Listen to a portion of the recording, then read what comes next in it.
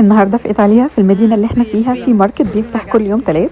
فروحت انا وماما هنشتري شويه حاجات. تعالوا معايا نوريكم اشترينا ايه. Mamma, questo è lupini.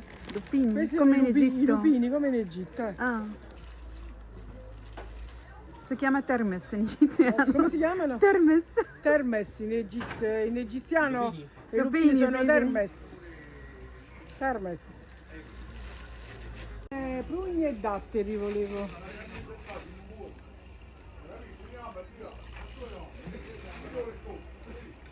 Questo per chilo? Un mezzo, guarda, 2 euro vanno bene? va bene.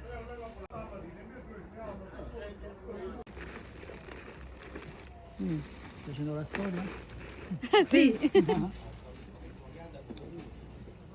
Perché lei fa vedere la cultura italiana in Egitto.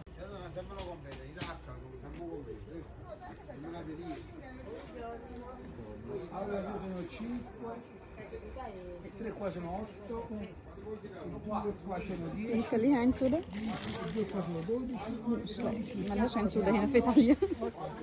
Carrube. Carruba? Lo chiamiamo sciuscelle. E Sciuscella. Ah, in egiziano Carrub. Carrum. Carrub, sì sì. Carrube in italiano. Ah, quello è in Egitto, Carrum. Carrube. Carrub. Carrube. Carrub. Come in Egitto? Carrub.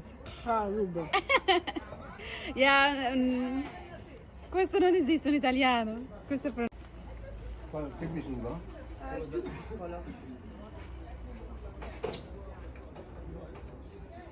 Ce l'ha fatta a pezzi, ma l'abbiamo messo in acqua, in frigo, l'hai visto? Ah, In sì, frigo. Deve stare 4 giorni in frigo, poi ce lo mangiamo.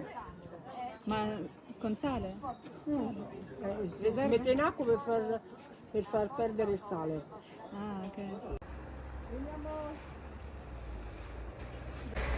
وبس كده. اكتبوا لي في الكومنتس لو في حاجه من الحاجات اللي احنا اشتريناها ما كنتوش تعرفوا انها موجوده في ايطاليا. و buona giornata a tutti. Ciao.